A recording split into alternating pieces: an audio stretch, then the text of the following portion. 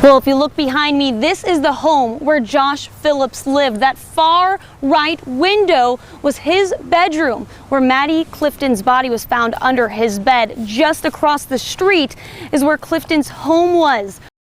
In 1998, the peaceful town of Jacksonville, Florida, was shaken when 8-year-old Maddie Clifton disappeared from her home without a trace. Panic set in, and search parties scrambled to find the missing girl, but all efforts seemed to be in vain. That is, until an unlikely source surfaced: the boy across the street. As days turned into weeks, nobody thought to look under his bed, where a sinister secret lay hidden. But one fateful day, his mother noticed a suspicious leak, and what she discovered beneath that bed sent shivers down her spine. As we dive into this spine-chilling account, we must first offer our deepest condolences to the family and friends of Maddie Clifton. In the heart of Jacksonville, Florida, on November 3, 1998, 8-year-old Maddie Clifton was last seen playing with her neighbor and friend, Joshua Earl Patrick Phillips. The two often spent time together, with Maddie even heading over to Joshua's house that day to play some backyard baseball. But when it was time for her to go home, Maddie never arrived. Her mother's 911 call set off a frantic search for the missing girl, with hundreds of volunteers scouring the woods and even dumpsters in hopes of finding any trace of her. Meanwhile, Joshua was just as distraught as everyone else and eagerly joined the search efforts to find his friend. He put up flyers, canvassed the area, and did everything in his power to help bring Maddie home. The search for Maddie continued for weeks, with her smiling face printed on billboards and t-shirts throughout the community. A $50,000 reward was even offered in hopes that someone would come forward with information about her whereabouts. For days, hundreds of volunteers scoured the area for any sign of the missing 8-year-old. But as the hours ticked by, hope began to dwindle. The first suspect was one of Maddie's neighbors, a man with a checkered past, but his alibi cleared him of any involvement. As the days stretched into a week, the FBI was called in to assist the local police in their search for Maddie. Despite their best efforts, no new leads emerged, and it seemed as though the little girl had vanished into thin air. That is until a fateful day 6 days after her disappearance, when the most unsuspecting person would reveal the darkest secret. Josh's mother, Missy Phillips, was doing some routine cleaning around the house when she saw a strange wet spot on the floor. Her instincts told her that something was off, and she began searching her son's room for any clues. What she found there would send shockwaves through the community and break the Clifton family's hearts.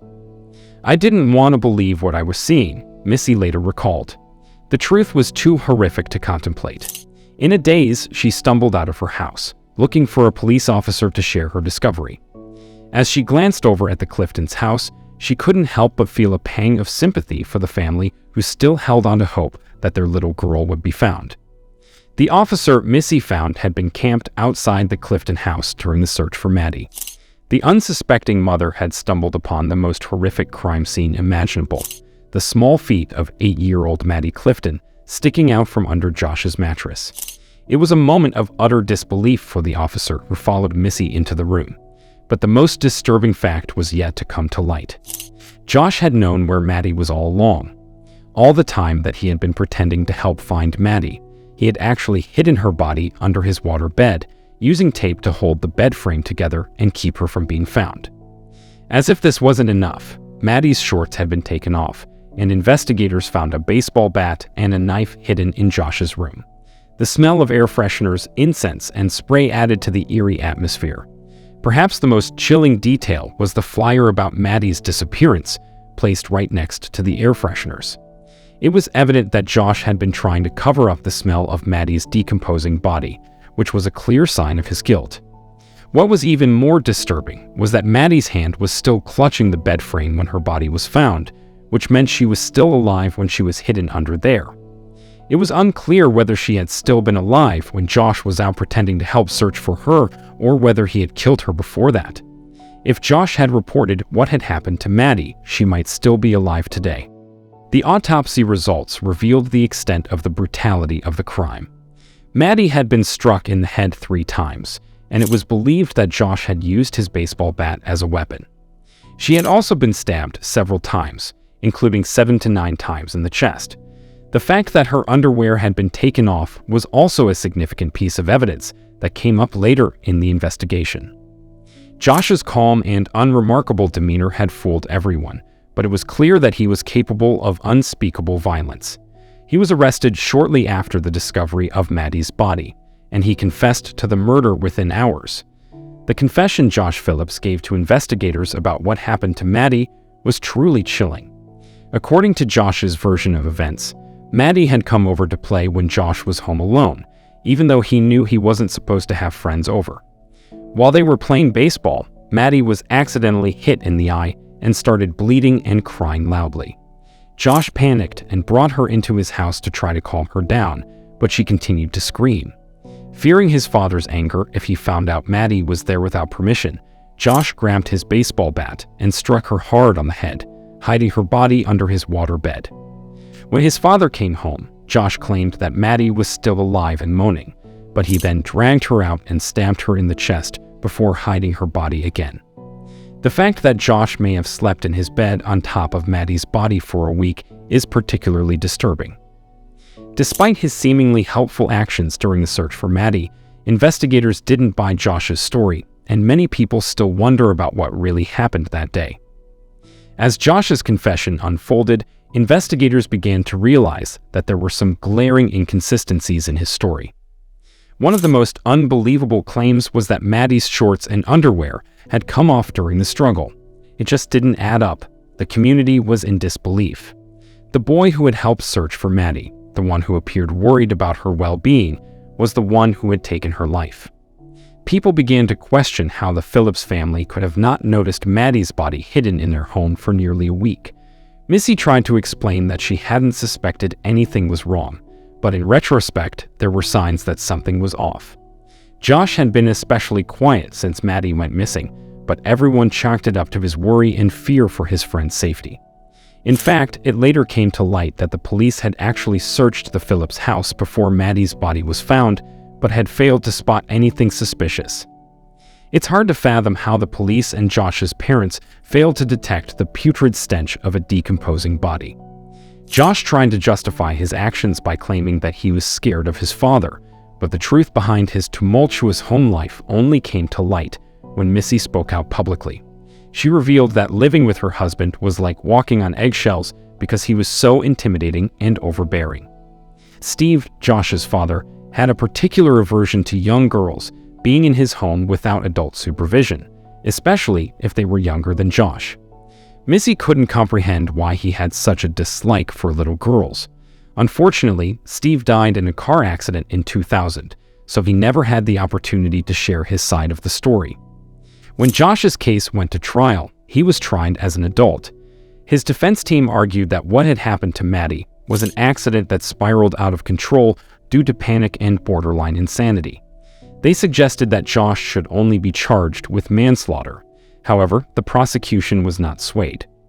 Firstly, the autopsy showed no evidence of any facial bruising on Maddie that would suggest she was hit with a baseball. Secondly, Josh claimed that he had dragged Maddie inside the house, but there was no dirt on her body, indicating that her shorts were probably removed deliberately rather than during the dragging. In addition, there was no sign of blood in the backyard or anywhere in the house except in Josh's room. The discovery of Maddie's body wearing only a shirt and socks suggested that there was a darker motive behind her death. The trial lasted only 3 days, and the jury found Josh guilty of first-degree murder, which meant he would spend the rest of his life in prison without the possibility of parole. Because he was under 16 at the time of the crime, he was not eligible for the death penalty. During his time behind bars, Josh matured from a young teenager to an adult, but he still refused to speak in detail about Maddie's murder, except for one instance in 2018 when he apologized to her family. He stated that he had learned the value of life and wished he had understood it at 14 when the murder took place. However, some are skeptical of Josh's apology and believe he may be faking his remorse to receive a reduced sentence. This behavior could be a sign of narcissism, as he appears to focus on his own suffering rather than the victim. The story doesn't end there, as the case was resentenced in 2017, which should not have been possible based on Josh's initial sentence. However, in 2012, the Supreme Court had deemed mandatory life sentences without parole as unconstitutional for juvenile offenders convicted of murder. The resentencing trial brought to light even more disturbing details about the case. It was revealed that Josh had books on cult subjects in his room and had been viewing violent adult content featuring underage girls on his computer just half an hour before Maddie's death. These findings suggest that the murder may have been premeditated and not a crime of passion as Josh had previously claimed. He may have been influenced by these videos and fantasized about acting out something similar. It's unclear if Maddie was his intended target or if he simply took advantage of the opportunity when he found himself alone with her. During the trial, Maddie's mother testified that Josh had been after her other daughter, Jessie, who was just 11 years old at the time of Maddie's death. Jessie's photo was found in Josh's room, leading to speculation that he was obsessed with her too. Josh's sentence was upheld after the 4-day trial, but the story is not over yet. Josh will be eligible for resentencing in 2023 after spending approximately 25 years behind bars. The case continues to fascinate and horrify the public, and its conclusion remains uncertain. As we wait for the possibility of Josh's resentencing in 2023, we can only hope that justice is served and that the Clifton family finds some measure of peace. This story serves as a reminder that we must remain vigilant in protecting our loved ones, and that the consequences of violent actions can have a lasting and devastating impact on all those involved. Subscribe to the channel for more compelling stories like this.